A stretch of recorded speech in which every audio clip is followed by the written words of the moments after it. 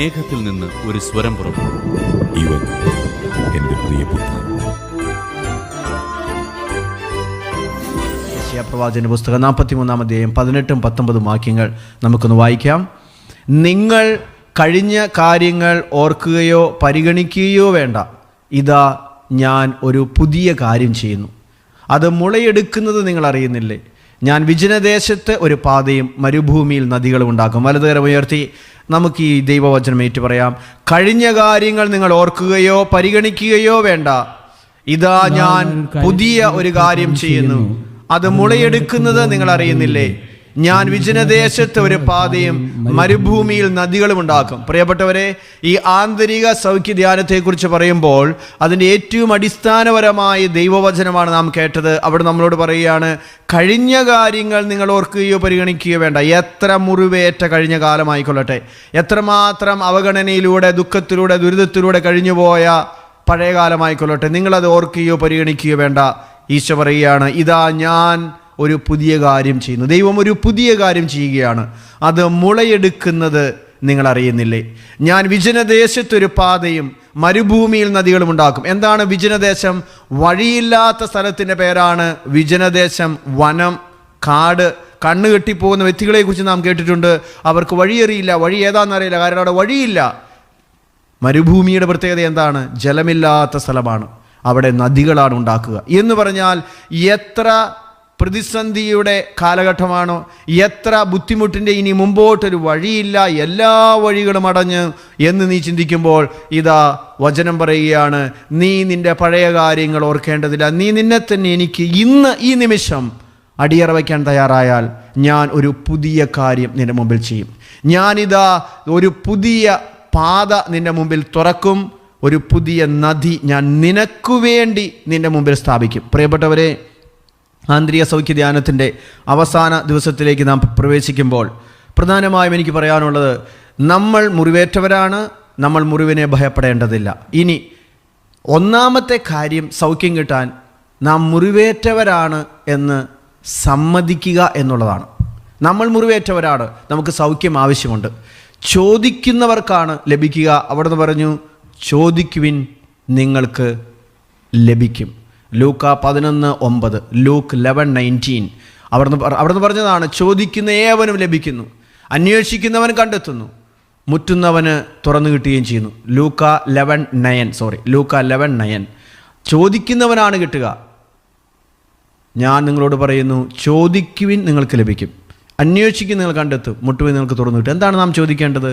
ആന്തരിക സൗഖ്യം. ഇനി നമ്മൾ മുറിവേറ്റവരാണോ എന്ന് എങ്ങനെയാണ് അറിയാൻ സാധിക്കുക? ഞാൻ ചില ലക്ഷണങ്ങൾ നിങ്ങളുടെ മുമ്പിൽ പറയാൻ പോവുകയാണ്. ഈ ലക്ഷണങ്ങളിൽ എന്തെങ്കിലും ഉണ്ടെങ്കിൽ ഒരു ആന്തരിക സൗഖ്യം നമുക്ക് ആവശ്യമുണ്ട് എന്നാണ് അതിൻ്റെ അർത്ഥം. അതിനു വേണ്ടിയിട്ടാണ് ഞാനിവ നിങ്ങളുടെ മുമ്പിൽ പറയുക. എപ്പോഴും ഒരു ദുഃഖിച്ചിരിക്കുന്ന ഒരു മുഖഭാവം, ഒരിക്കലും ചിരിക്കാൻ പറ്റാത്ത അവസ്ഥ. 1. 2, എപ്പോഴും ഒരു അപകർഷതാബോധം, എന്നെ ഒന്നിനും കൊള്ളില്ല എന്നുള്ളൊരു ചിന്ത. എപ്പോഴും ഒരു പിടിവാശി, എപ്പോഴും എന്തിനെക്കുറിച്ചും ഒരു താല്പര്യമില്ലായ്മ, എല്ലാറ്റിനോടും എല്ലാ കാര്യത്തിനും ഒരു വെറുപ്പ്, എല്ലാറ്റിനോടും ഒരു നെഗറ്റീവ് മെൻറ്റാലിറ്റി, ഒരു തീരുമാനമെടുക്കാൻ പറ്റാത്ത അവസ്ഥ, സ്വയമായിട്ടുള്ള ഒരു വെറുപ്പ്, തന്നെ സ്നേഹിക്കാൻ പറ്റാത്ത അവസ്ഥ, അമിതമായ ഭയം, അമിതമായ ഉത്കണ്ഠ, എപ്പോഴും വർത്തമാനം പറഞ്ഞുകൊണ്ടിരിക്കുക, എല്ലാ കാര്യത്തിനും തലയിടുക, എങ്കിൽ എന്നാൽ ഒന്നും പൂർത്തിയാക്കാതിരിക്കുക, എപ്പോഴും ഒരു ഭയം, ഇനി എന്ത് സംഭവിക്കും, ഒരു ഇൻസെക്യൂരിറ്റി ഫീലിംഗ്.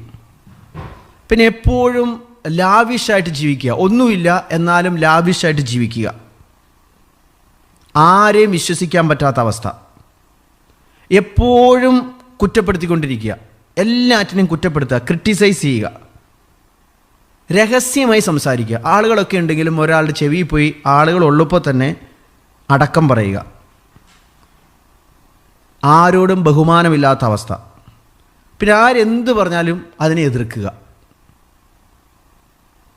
എപ്പോഴും തന്നെക്കുറിച്ച് തന്നെ, തൻ്റെ സൗന്ദര്യത്തെക്കുറിച്ച് ഉള്ളൊരു അമിതമായ ഉത്കണ്ഠ.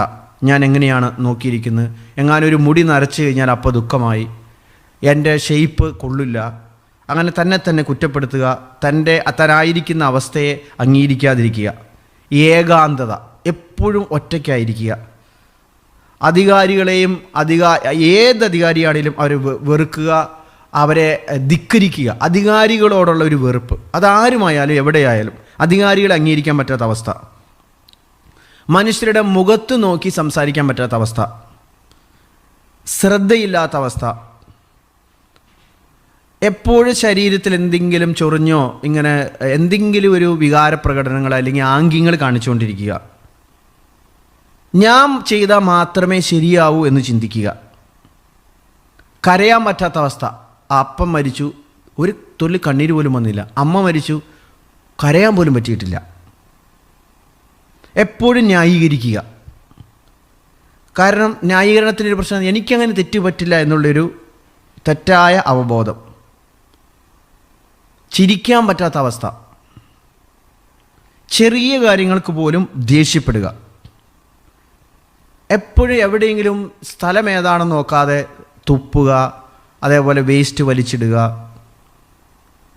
എപ്പോഴും ഒന്നും ശരിയാവില്ല എന്നുള്ള ചിന്ത. എപ്പോൾ വാ തുറന്നാലും ഒന്നും ശരിയാവില്ല, ആരും ശരിയാവില്ല, ഒന്നും ശരിയല്ല എന്നുള്ളൊരു അഭിപ്രായം. ചെറിയ കാര്യത്തിൽ പോലും ഭയങ്കര ടെൻഷൻ, നഖം കടിക്കുക, അതുപോലെ തന്നെ കാലും കൈയൊക്കെ വിറപ്പിച്ചുകൊണ്ടിരിക്കുക എന്തെങ്കിലും സംസാരിക്കുമ്പോൾ. എല്ലാറ്റിലും ലൈംഗികത കാണുക, അടക്കാൻ പറ്റാത്ത അമിതമായ ലൈംഗിക ചിന്തകളും ആഗ്രഹങ്ങളും, നിയന്ത്രിക്കാൻ പറ്റാത്ത ആസക്തികൾ, മറ്റുള്ളവരെ സന്ദർശിക്കാൻ പറ്റാത്ത അവസ്ഥ, ആരുടെയും വീട്ടിൽ പോവില്ല, സ്വന്തം വീട്ടിൽ തന്നെ ഒതുങ്ങിക്കൂടും, സുഹൃത്തുക്കളെ സന്ദർശിക്കില്ല, അവരെ സഹായിക്കില്ല, ആരോടും വർത്തമാനം പറയില്ല, സമൂഹവുമായി ഇടപഴകില്ല. അതുപോലെ തന്നെ വിവാഹം കഴിച്ചാലും ഭാര്യയോടോ ഭർത്താവിനോടോ താല്പര്യമില്ലാതിരിക്കുക, ലൈംഗിക കാര്യങ്ങളിൽ പോലും താല്പര്യമില്ലാതിരിക്കുക, അതിനെ സഹകരിക്കാതിരിക്കുക, ശരീരത്തിൽ എപ്പോഴും തണുപ്പോ അല്ലെങ്കിൽ ചൂടോ, എപ്പോഴും ചൂടോ അനുഭവപ്പെടുന്നൊരു പ്രകൃതി, എപ്പോഴും എന്തെങ്കിലും ഭയപ്പെടുത്തുന്ന രീതിയിലുള്ള സ്വപ്നങ്ങൾ കാണുന്ന അവസ്ഥ, രാത്രി ഞെട്ടി എഴുന്നേൽക്കുക, ഉറക്കം നഷ്ടപ്പെടുക, രക്തം കാണുമ്പോൾ ദുഃഖം വരിക അല്ലെങ്കിൽ ഭയം വരിക, എപ്പോഴും അവബോധ മനസ്സിൽ കാര്യങ്ങൾ ഓർത്ത് ദുഃഖിക്കുക, ഭയപ്പെടുക, മരണഭയം, ഞാൻ ഉടനെ മരിക്കും, ഞാൻ ജീവിക്കില്ല, ഞാനിപ്പോൾ മരിക്കാൻ പോവാണ്, അങ്ങനെയുള്ള ചിന്ത. സാധനങ്ങൾ നശിപ്പിക്കുക, പ്രത്യേകിച്ച് മദ്യപാനത്തിന് ശേഷം അല്ലെങ്കിൽ ദേഷ്യം വന്നു കഴിഞ്ഞാൽ സാധനങ്ങൾ നശിപ്പിക്കുക, സ്വന്തം തന്നെ തൻ്റെ ശരീരത്തെ മുറിവേൽപ്പിക്കുക, എപ്പോഴും നെടുവീർപ്പിടുക, മറ്റുള്ളവർ പറയാത്ത കാര്യങ്ങൾ പോലും കേൾക്കുക, ഒരാവശ്യമില്ലാതെ സംസാരിച്ചുകൊണ്ടിരിക്കുക, ചിലപ്പോൾ ആരുമില്ല എന്നാലും തന്നോട് തന്നെ വർത്തമാനം പറയുക, ആവശ്യമായ സാധനത്തിന് പോലും കാര്യങ്ങൾക്ക് പോലും പൈസ ചിലവാക്കാതിരിക്കുക, അമിതമായ പിശുക്ക്, ഉത്തരവാദിത്തം ഏറ്റെടുക്കാതിരിക്കുക. ചിലർക്കുണ്ട് മദ്യപിച്ചില്ലെങ്കിൽ, പുകവലിച്ചില്ലെങ്കിൽ, പത്രം വായിച്ചില്ലെങ്കിൽ, കാപ്പി കുടിച്ചില്ലെങ്കിൽ കക്കൂസിൽ പോലും പോകാൻ പറ്റാത്ത അവസ്ഥ, വലിയ ഒച്ചയെ ഭയപ്പെടുക അല്ലെങ്കിൽ അതിനെ വെറുക്കുക, എന്തെങ്കിലും രീതിയിലുള്ള സ്വരം കേൾക്കുമ്പോൾ അസ്വസ്ഥപ്പെടുക, എപ്പോഴും മക്കളോടോ അവരോടൊക്കെ പറയൊന്നും മിണ്ടാതിരിക്കുക, അല്ലെങ്കിൽ ഒച്ചയുണ്ടാക്കരുത്. മനുഷ്യരാണി സംസാരിക്കും, പക്ഷേ നിങ്ങൾക്ക് ഒച്ചയെ ഇഷ്ടമില്ല. ഉറങ്ങാൻ പറ്റാത്ത അവസ്ഥ,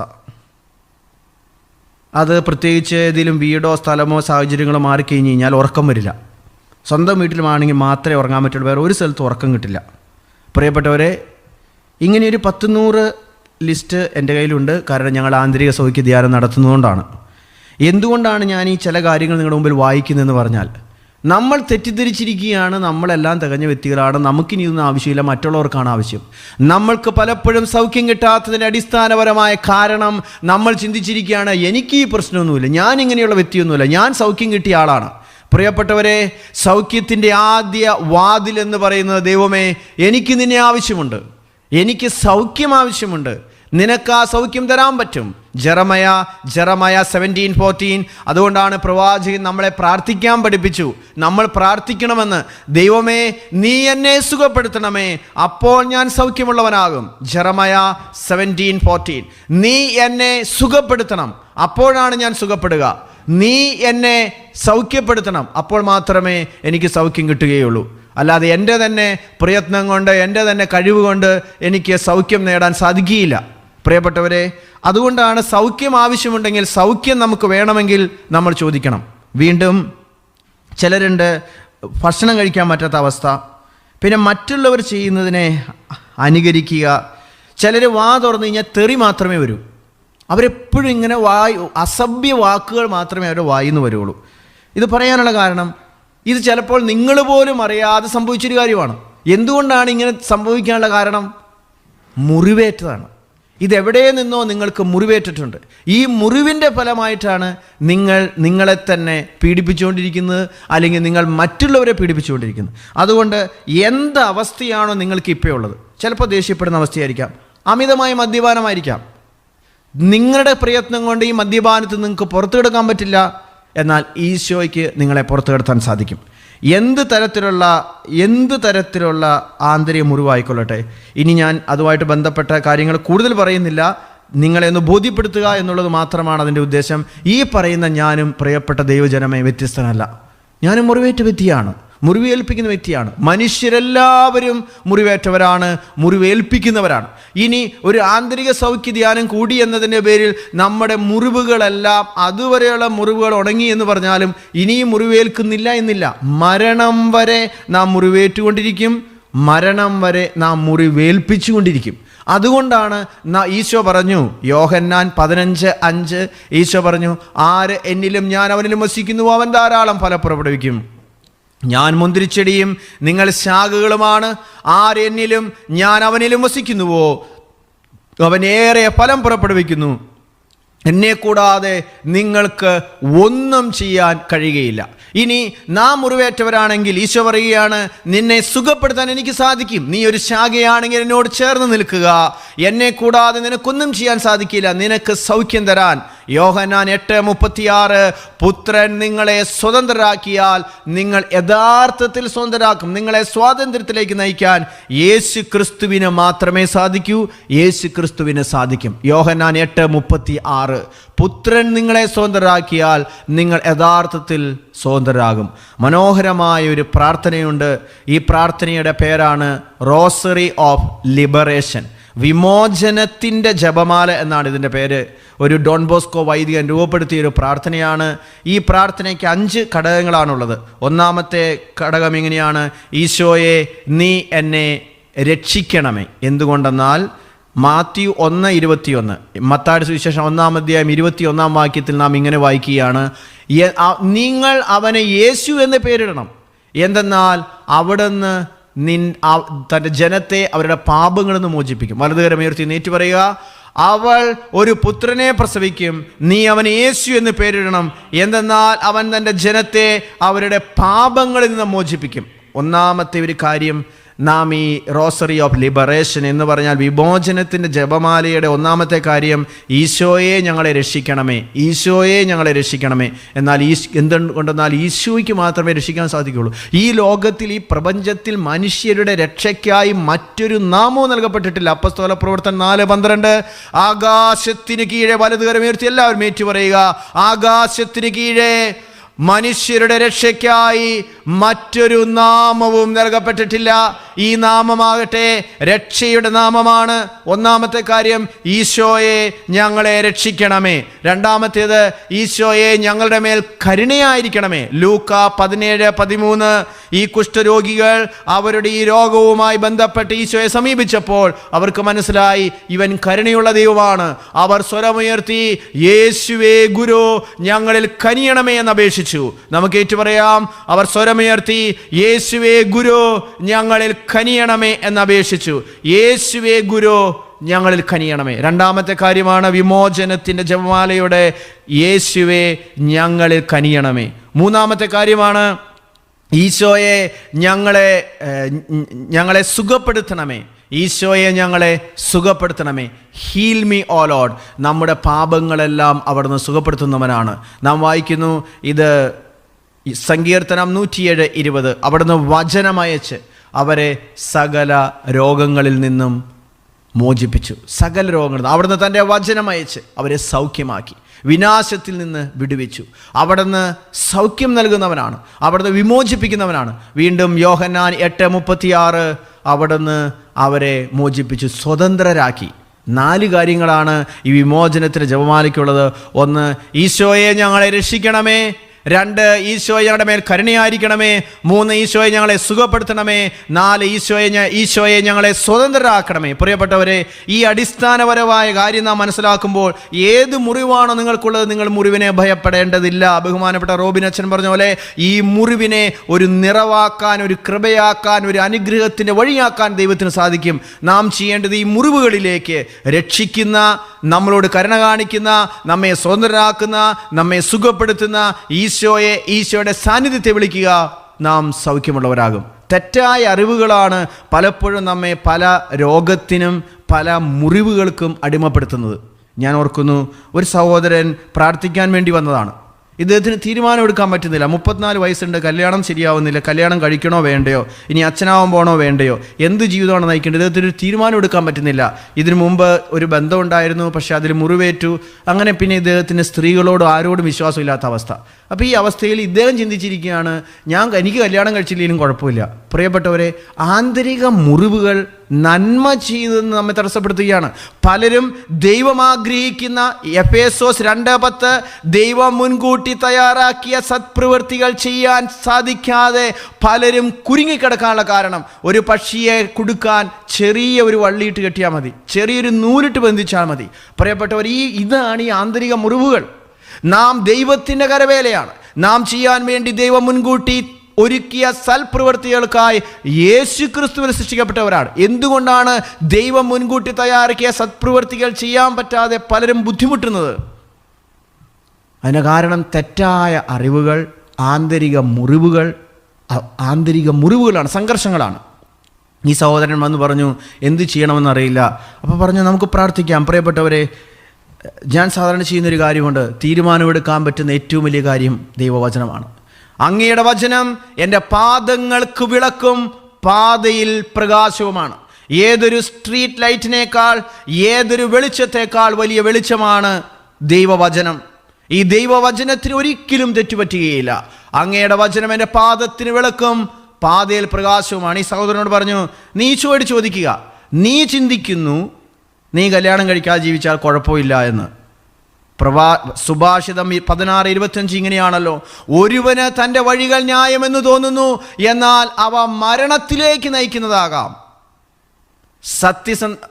സുഭാഷിതം 16:25 ഒരുവന് അവൻ്റെ വഴികൾ ന്യായമെന്ന് തോന്നുന്നു, എന്നാൽ ശരിയെന്ന് തോന്നിയ വഴി മരണത്തിലേക്ക് നയിക്കുന്നതാകാം. പലരും അങ്ങനെ മരണത്തിലേക്ക് നയിക്കുക എന്ന് പറഞ്ഞാൽ ജീവനില്ലാത്തൊരവസ്ഥ. എന്താണ് ജീവനില്ലാത്ത അവസ്ഥ? പലർക്കും, ചിലർ 10 മണിക്കൂർ ജോലി ചെയ്താലും ഒരു 10 മിനിറ്റിൻ്റെ അതിൻ്റെ ഫലം ഉണ്ടാകുന്നില്ല. എത്ര ദിവസം അധ്വാനിച്ചാലും അതിൻ്റെ ഫലം ഉണ്ടാകുന്നില്ല. ചിലർ ചെറുത് അധ്വാനിക്കുന്നു, വലിയ ഫലം. കാരണം ഇത് മരണത്തിൻ്റെ അവസ്ഥയിൽ നമുക്കൊരിക്കലും ചെയ്യുന്ന കാര്യങ്ങളിൽ സംതൃപ്തി കണ്ടെത്താനോ വിജയിക്കാനോ സാധിക്കുന്നില്ല. അപ്പോൾ ഈ സഹോദരന് വേണ്ടി പ്രാർത്ഥിച്ചു. ഇദ്ദേഹത്തോട് പറഞ്ഞു, ഈശോയോട് ചോദിക്കാം. അങ്ങനെ ഈ മകന് വേണ്ടി പ്രാർത്ഥിച്ച് ബൈബിൾ തുറന്നപ്പോൾ കിട്ടിയ ദൈവവചനമാണ് പ്രഭാഷകൻ്റെ പുസ്തകം 36-ാം അധ്യായം 29 മുതലുള്ള വാക്യങ്ങൾ. ശ്രദ്ധിച്ച് കേൾക്കുക. വിവാഹം വേണ്ട എന്ന് ചിന്തിച്ച് എനിക്ക് തന്നെ ജീവിക്കാൻ പറ്റുമെന്ന് ചിന്തിച്ചൊരു വ്യക്തിയോട് ദൈവം പറഞ്ഞതാണ് പ്രഭാഷകൻ്റെ പുസ്തകം 36-ാം അധ്യായം 29-ാം വാക്യം. പ്രഭാഷകൻ്റെ പുസ്തകം 36-ാം അധ്യായം 29-ാം വാക്യം നാം അവിടെ വായിക്കുകയാണ്. വിവാഹം കഴിക്കാത്ത ഒരു വ്യക്തി, ആ വ്യക്തി പ്രതിസന്ധിയിലാകും എന്നുള്ളതാണ്. പ്രഭാഷകൻ്റെ പുസ്തകം, നമ്മളത് ആ വചനം വായിക്കുന്നു. ഞാൻ ബൈബിളിൽ നിന്ന് തന്നെ എടുക്കാം. 29-ാം വാക്യം, 39-ാം വാക്യം. ഇംഗ്ലീഷ് ബൈബിളിലാണ് എൻ്റെ അത് എഴുതി വച്ചിരിക്കുന്നത്. ഞാൻ ഭാര്യയാണ്, ഇങ്ങനെയാണ് എഴുതി വച്ചിരിക്കുന്നത്. ഭാര്യയാണ് 36:29 മുതൽ. പ്രഭാഷകൻ സിറാക്ക്, സുഭാഷിതമല്ല, സിറാക്ക് പ്രഭാഷകൻ. 29-30 ഭാര്യയാണ് പുരുഷൻ്റെ ഏറ്റവും വലിയ സമ്പത്ത്. അവൻ്റെ തുണയും താങ്ങും അവൾ തന്നെ. വേലിയില്ലാത്ത വസ്തു കൊള്ള ചെയ്യപ്പെടും, ഭാര്യയില്ലാത്തവൻ നെടുവീർപ്പിട്ടുകൊണ്ട് അലഞ്ഞു നടക്കും. സിറാക്ക് എക്ലേസിയാസ്റ്റിക്കസ്. ഭാര്യയാണ് പുരുഷൻ്റെ ഏറ്റവും വലിയ സമ്പത്ത്. അവൻ്റെ തുണയും താങ്ങും അവൾ തന്നെ. വേലിയില്ലാത്ത വസ്തു കൊള്ള ചെയ്യപ്പെടും, ഭാര്യയില്ലാത്തവൻ നെടുവീർപ്പിട്ടുകൊണ്ട് അലഞ്ഞു നടക്കും. ഈ സഹോദരനോട് ദൈവം പറഞ്ഞു കൊടുത്ത ദൈവവചനമാണ്, മകനെ നിന്നോട് വിവാഹം കഴിക്കേണ്ട എന്ന് ആരാണ് പറയുന്നത്?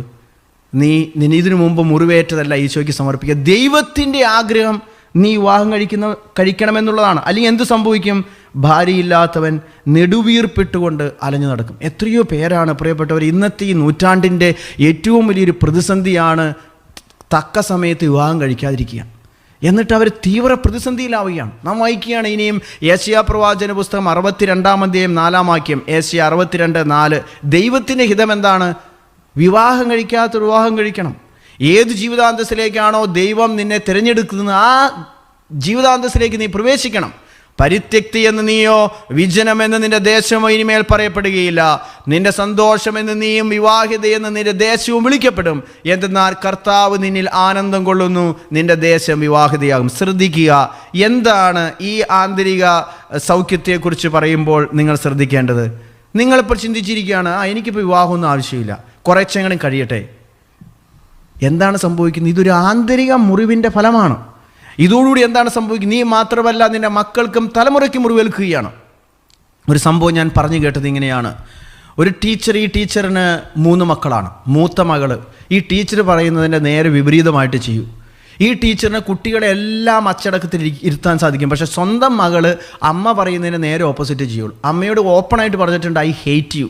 ഈ അമ്മയുടെ സാരി മുറിച്ച് കളയുക, ചെരുപ്പിൻ്റെ വാറ് മുറിച്ച് കളയുക, മഷി കുടഞ്ഞു വയ്ക്കുക. അങ്ങനെ ഈ അമ്മയോട് എപ്പോഴും എതിർത്തുകൊണ്ടിരിക്കുക. ഈ അമ്മയായിട്ട് കുഞ്ഞിനോട് ഒരിക്കലും എതിർത്തൊന്നും ചെയ്തിട്ടുമില്ല.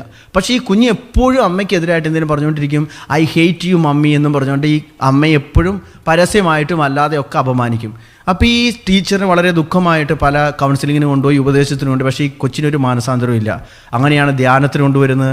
ധ്യാനം ഇവർക്ക് വേണ്ടി പ്രാർത്ഥിച്ചപ്പോൾ ദൈവം കാണിച്ചു കൊടുത്തത് ഈ മാതാവിൻ്റെ ഉദരത്തിൽ ഈ കുഞ്ഞായിരുന്നപ്പോൾ ഉള്ളൊരവസ്ഥയെക്കുറിച്ചാണ്. പ്രിയപ്പെട്ടവരെ, ഈ സഹോദരിയോട് ചോദിച്ചു, ഈ കുഞ്ഞ് ഉദരത്തിലായിരുന്നപ്പോൾ എന്താണ് സംഭവിച്ചത്? അപ്പോഴാണ് ഈ സഹോദരിയുടെ ഓർമ്മയിലേക്ക് വന്നത്. ഈ സഹോദരി കല്യാണം കഴിക്കുന്ന സമയത്ത് പഠിച്ചുകൊണ്ടിരിക്കുകയാണ്. BEdന് പഠിച്ചുകൊണ്ടിരിക്കുന്ന സമയത്താണ് കല്യാണം നടക്കുന്നത്. അപ്പോൾ ഈ സഹോദരി കല്യാണം കഴിഞ്ഞ് ഉടനെ തന്നെ ആദ്യമായിട്ട് ഭർത്താവിനോട് പറഞ്ഞത്, എനിക്കൊരു 3 വർഷത്തിന് ശേഷം മാത്രം നമുക്കൊരു കുഞ്ഞുണ്ടായാൽ മതി. കാരണം ഇപ്പോൾ ഒരു കുഞ്ഞുണ്ടായാൽ എൻ്റെ കരിയർ ബ്ലോക്കാവും, എൻ്റെ വിദ്യാഭ്യാസം ബ്ലോക്കാവും, എനിക്കൊരു ജോലി കിട്ടില്ല, അപ്പോൾ നമുക്കത് പ്രശ്നമാവും. അതുകൊണ്ട് നമുക്ക് ഏകദേശം ഒരു 3 വർഷത്തിന് ശേഷം മതി മക്കൾ. പ്രിയപ്പെട്ടവരെ, പക്ഷെ 3 മാസത്തിനുള്ളിൽ ഇവൾ ഗർഭിണിയായി. അവൾ ആകെ അപ്സെറ്റായി. ഭർത്താവിനോട് പറഞ്ഞു. പക്ഷെ ഭർത്താവ് പറഞ്ഞു, ഇത് ദൈവം തന്നതാണ്, നമുക്ക് കുഞ്ഞിനെ വേണം, നമുക്ക് ഈ കുഞ്ഞിനെ സംരക്ഷിക്കണം, ഇത് ദൈവം തന്നതാണ്, നിൻ്റെ കരിയറിനേക്കാൾ പ്രധാനപ്പെട്ടതാണല്ലോ ഒരു കുഞ്ഞ്, നമ്മുടെ ഭാവി തന്നെ നമ്മുടെ കുഞ്ഞിലാണ്. പക്ഷേ ഈ സ്ത്രീക്ക് അത് ഇഷ്ടപ്പെട്ടില്ല. തൻ്റെ കൂട്ടുകാരെ മറ്റുള്ളവരെല്ലാം കമ്പയർ ചെയ്ത ആൾ പറഞ്ഞു, എനിക്ക് ഈ കുഞ്ഞിനെ സ്വീകരിക്കാൻ പറ്റില്ല. പക്ഷെ ഭർത്താവായിട്ട് വഴക്കുണ്ടാക്കി. പക്ഷെ ഭർത്താവ് സമ്മതിച്ചില്ല. പക്ഷേ ഈ സഹോദരി രഹസ്യത്തിൽ ഈ കുഞ്ഞിനെ അബോർട്ട് ചെയ്യാൻ തീരുമാനിച്ചു. അതിന് വേണ്ടിയിട്ട് കുറച്ച് മരുന്നുകൾ കഴിച്ചു, അതിന് വേണ്ടിയിട്ട് ചില കാര്യങ്ങളൊക്കെ ചെയ്തു കൂട്ടുകാർ പറഞ്ഞു കൊടുത്തത്. പക്ഷേ കുഞ്ഞിനെ അതൊന്നും ബാധിച്ചില്ല. അത്ഭുതകരമായി കുഞ്ഞ് ജനിച്ചു. പക്ഷേ ഈ കുഞ്ഞ് ഉദരത്തിലാർന്നപ്പോൾ തന്നെ ഈ അമ്മ ഈ കുഞ്ഞിനെ വെറുക്കുകയും കുഞ്ഞിനെ നശിപ്പിക്കാൻ വേണ്ടിയിട്ടുള്ള കാര്യങ്ങൾ ചെയ്യുകയും ചെയ്തു. വർഷങ്ങൾ കടന്നുപോയി. ഈ അമ്മ ഈ കുഞ്ഞ് ഉദരത്തിലായിരുന്നപ്പോൾ എന്തൊക്കെ ചെയ്തോ, എന്തൊക്കെ സംസാരിച്ചു, ഇത് ഈ കുഞ്ഞ് പ്രായമായപ്പോൾ അത് തന്നെ ഈ അമ്മയോട് പറയുകയാണ്, ഞാൻ നിന്നെ വെറുക്കുന്നു, എനിക്കിതിന് ആവശ്യമില്ല. സാരി മുറിക്കുക, ചെരുപ്പിൻ്റെ വാറ് മുറിക്കുക, അമ്മയെ പരസ്യമായി എതിർക്കുക. ഈ കുഞ്ഞ് ഉദരത്തിലായിരുന്നപ്പോൾ ഈ അമ്മ ഈ കുഞ്ഞിനെ അംഗീകരിച്ചിട്ടില്ല. അതുകൊണ്ട് ഈ കുഞ്ഞിൻ്റെ അബോധ മനസ്സിൽ ഇങ്ങനെ കിടക്കുകയാണ്, അമ്മയ്ക്ക് എന്നെ ഇഷ്ടമില്ല, അമ്മ എന്നെ വെറുക്കുന്നു, അമ്മയ്ക്ക് എന്നെ താല്പര്യമില്ല, അമ്മ എന്നെ കൊന്നുകളയാൻ ശ്രമിച്ചതാണ്. പ്രിയപ്പെട്ടവരെ, ആന്തരിക മുറിവുകളുടെ ആഴങ്ങൾ എന്ന് പറയുന്നത് ഇത്ര മാത്രമാണ്. അതുകൊണ്ടാണ് നമ്മൾ പറയുന്നത്, ഒരു കുഞ്ഞ് ജനിക്കുന്ന എപ്പോഴാണ്? ഒരു മാതാവിൻ്റെ ഉദരത്തിൽ ഭ്രൂണമായി രൂപപ്പെടുമ്പോഴല്ല, ദൈവത്തിൻ്റെ ഹൃദയത്തിലാണ് അത്ര ഒരു കുഞ്ഞാദ്യം ജനിക്കുന്നത്. ജെറമയ 1:5 നാം കണ്ടതാണ്, മാതാവിൻ്റെ ഉദരത്തിൽ നിനക്ക് രൂപം ലഭിക്കുന്നതിന് മുമ്പേ ഞാൻ നിന്നെ അറിഞ്ഞു, ഞാൻ നിന്നെ ജനതകൾക്ക് പ്രവാചകനായി നിയോഗിച്ചു. പ്രിയപ്പെട്ടവരെ, എല്ലാ മനുഷ്യ ശിശുക്കളും വിശുദ്ധ ജോൺ പോൾ രണ്ടാമൻ മാർപ്പാപ്പ പറയും, എല്ലാ മനുഷ്യ ശിശുക്കളുടെയും മുഖം പിതാവായ ദൈവത്തിൻ്റെ മുഖമാണ് എന്ന് പറഞ്ഞാൽ ദൈവത്തെ കൂടാതെ ഒരു കുഞ്ഞും ഒരു ജീവനും ഈ ലോകത്തിലേക്ക് വന്നിട്ടില്ല. ഈശോ തന്നെ പറഞ്ഞല്ലോ, യോഹന്നാൻ 14:6, ഞാനാകുന്നു വഴിയും സത്യവും ജീവനും. ജീവൻ ഈശോയാണ്. വീണ്ടും യോഹന്നാൻ 11:25 ഈശോ പറഞ്ഞു, ഞാനാകുന്നു പുനരുദ്ധാനവും ജീവനും. ജീവൻ നൽകുന്നവൻ ഞാനാണ്, ജീവൻ നിശ്വസിക്കുന്നവൻ ഞാനാണ്, ജീവൻ കൊടുക്കുന്നവൻ ഞാനാണ്, ജീവൻ ഞാനാണ് എന്ന് പറഞ്ഞാൽ ഈ ഭൂമിയിൽ എന്തിനെങ്കിലും ജീവനുണ്ടോ? ഇതെല്ലാം ജീവൻ നൽകുന്ന ജീവനായ യേശു ക്രിസ്തുവിൽ നിന്നാണ് വന്നതെങ്കിൽ യേശു ക്രിസ്തുവിനെതിരെയുള്ള തീരുമാനമാണ് ജീവനെതിരായ തീരുമാനം. ഞാൻ ഓർക്കുന്നു, ഈ സഹോദരി ഈ അമ്മയും മകളെയും ഈ അച്ഛൻ പറഞ്ഞു കേട്ടതാണ്. ഇവരെ പരസ്പരം പ്രാർത്ഥിപ്പിച്ചു. ഈ അമ്മയോട് കുഞ്ഞിൻ്റെ മുമ്പിൽ മുട്ടുകുത്തി മാപ്പ് ചോദിച്ച് പ്രാർത്ഥിക്കാൻ പറഞ്ഞു. എന്തിനാണെന്ന് പറഞ്ഞില്ല. ഇതുവരെ അറിഞ്ഞോ അറിയാതെയോ, ജനിക്കുന്നതിന് മുമ്പോ ജനിച്ചതിന് ശേഷമോ ഉദരത്തിലായിരുന്നപ്പോഴോ സംഭവിച്ച എല്ലാറ്റിനെയും പ്രതി ഈ അമ്മയോട് കുഞ്ഞിൻ്റെ മുമ്പിൽ മുട്ടുകുത്തി മാപ്പ് ചോദിച്ച് പ്രാർത്ഥിക്കാൻ പറഞ്ഞു. ഈ അമ്മ അങ്ങനെ ചെയ്തു. ഈ മകളോട് പറഞ്ഞു, നീ നിൻ്റെ അമ്മയുടെ മുമ്പിൽ അമ്മയെ അപമാനിച്ചതിന്, അമ്മയെ വേദനിപ്പിച്ചതിന്, അമ്മയെ ധിക്കരിച്ചതിന്, അമ്മയെ വെറുത്തതിന്, അമ്മയെ കൊല്ലുമെന്ന് ഭീഷണിപ്പെടുത്തിയതിന് അമ്മയുടെ മുമ്പിൽ മുട്ടുകുത്തി നിരുപാധികം മാപ്പ് ചോദിക്കുക. അവർ പരസ്പരം മാപ്പ് ചോദിച്ചു, അപ്പനെയും മുട്ടുകുത്തിച്ചു, അവർ പരസ്പരം പ്രാർത്ഥിച്ചു, കരഞ്ഞു. പ്രിയപ്പെട്ടവരെ, അന്ന് ആ ദുഃഖം, ആ ആന്തരിക മുറിവ് ഈ കുഞ്ഞിന് വിട്ടുപോയി. പിന്നീട് ഒരിക്കലും ഈ കുഞ്ഞ് അമ്മയെ ഭീഷണിപ്പെടുത്തിയിട്ടില്ല. ഈ കുഞ്ഞിന് ഒരേ ഒരു കാര്യമേ അറിയേണ്ടതുള്ളൂ, ഈ അമ്മ ഈ കുഞ്ഞിനെ സ്നേഹിക്കുന്നു. പ്രിയപ്പെട്ടവരെ, ഒരു പിശാച് എന്തുകൊണ്ടാണ് അവിടെ പതുങ്ങിയിരിക്കുന്നത്? ഈ അമ്മ പറയുകയാണ്, ഒരിക്കലും ജനിച്ചതിന് ശേഷം വാക്കുകൊണ്ട് പോലും ഈ കുഞ്ഞിനെ വെറുക്കുന്നു എന്ന് പറഞ്ഞിട്ടില്ല. പക്ഷെ പിശാചിനറിയാം ഈ വെറുപ്പ്. ഈ കുഞ്ഞ് ഉദരത്തിലായിരുന്നപ്പോൾ ഈ അമ്മ ഈ കുഞ്ഞിലേക്ക് നിവേശിപ്പിച്ച വെറുപ്പ് ഒരു പൈശാചിക പീഡയായി അവിടെ നിൽക്കുകയാണ്. ഇതിൻ്റെ വേറൊരു പ്രത്യേകത, ഈ കുഞ്ഞിന് അപ്പനോട് ഒരു പ്രശ്നവുമില്ല ഒരിക്കലും. അപ്പൻ എന്ത് പറഞ്ഞാലും അങ്ങനെ തന്നെ ചെയ്യും. അമ്മയോടെ പ്രശ്നമുള്ളൂ. അപ്പം നമ്മളറിയണം, ഇത് അത്രയോ പ്രധാനപ്പെട്ടതാണ് പ്രിയപ്പെട്ടവരെ, ആന്തരിക സൗഖ്യം. നമ്മൾ പോലും അറിയാതെ ഇതൊന്നും കുഴപ്പമില്ല. നമ്മുടെ മലയാളിയുടെ ഒരു പ്രത്യേകതയാണ്, അതൊന്നും കുഴപ്പമില്ല, അതൊന്നും പ്രശ്നമില്ല, കുഴപ്പമില്ല. നമ്മൾ ഏറ്റവും കൂടുതൽ ഉപയോഗിക്കുന്നൊരു വാക്കാണ് കുഴപ്പമില്ല, സാരമില്ല. പ്രിയപ്പെട്ടവരെ, നമ്മുടെ മുറിവുകൾ നമുക്ക് കാർപ്പറ്റിൻ്റെ അടിയിൽ മറച്ചു വയ്ക്കാൻ പറ്റുന്ന ഒന്നല്ല. നമ്മൾ ഭയപ്പെടേണ്ടതില്ല, നാണിക്കേണ്ടതില്ല. നമ്മൾ മുറിവേറ്റവരാണ്. അതിനെ പുറത്തേക്ക് കൊണ്ട് ഈശോയോട് പറയാം, എൻ്റെ ഈശോ, ഞാൻ ഇത്രയേ ഉള്ളൂ, ഞാൻ മുറിവേറ്റവനാണ്, ഞാൻ മുറിവേൽപ്പിച്ചിട്ടുണ്ട്. എൻ്റെ മക്കളെ, മാതാപിതാക്കളെ എന്നോട് ക്ഷമിക്കണം, എൻ്റെ മക്കളോട് ക്ഷമിക്കണം. പ്രിയപ്പെട്ടവരെ, ഈ ടീച്ചർ എത്രയോ വിദ്യാഭ്യാസമുള്ള ഒരു സ്ത്രീയാണ്. ഒന്ന് ക്ഷമ ചോദിച്ചപ്പോൾ, ക്ഷമ കൊടുത്തപ്പോൾ അത് പിശാച് അപ്പം അവിടെ വിട്ടുപോവുകയാണ്. ഇതൊരു വെറുപ്പിൻ്റെ ദുരാത്മാവാണ് നമ്മൾ മനസ്സിലാക്കണം. ഇതൊരു ശാസ്ത്രത്തിന് സുഖപ്പെടുത്താൻ പറ്റുന്ന ഒന്നല്ല. ഇത് വേറെ ആർക്കും അറിയുകയില്ല, യേശു ക്രിസ്തുവിനല്ലാതെ. ഹല്ലേലൂയ! യേശുവേ നന്ദി, യേശുവേ സ്തുതി, യേശുവേ ആരാധന. ഈശോ പറഞ്ഞു, ഞാൻ വന്നിരിക്കുന്നത് പാപികളെ തേടിയാണ്, നീതിമാന്മാരെ വിളിക്കാനല്ല. മുറിവേൽപ്പിക്കുന്ന നമ്മൾ പാപികളാണ്, ഭയപ്പെടേണ്ടതില്ല. സക്കേവൂസിനെ തേടി അവിടെ നിന്നെത്തി. ചുങ്കക്കാരൻ മത്തായിയെ തേടി അവിടെ നിന്നെത്തി. ഈശോയെ നോക്കുക, ഈശോയുടെ ചുറ്റും എപ്പോഴും ഉണ്ടായിരുന്നത് പാപികളും ബലഹീനരും മുറിവേറ്റവരും മുറിവേൽപ്പിച്ചവരുമാണ്. അവിടെ നിന്ന് എല്ലാവരെയും സുഖപ്പെടുത്തി. അതുകൊണ്ട് നമ്മുടെ ജീവിതത്തിൽ എന്തൊക്കെ മുറിവുണ്ടായിട്ടുണ്ടോ ഇത് ഈശോയ്ക്ക് കൊണ്ടുവരണം, ഈശോയോട് പറയണം. വേറൊരു സംഭവം ഞാൻ ഓർക്കുന്നത്, ഒരു മകൻ, 19 വയസ്സുകാരൻ മകൻ.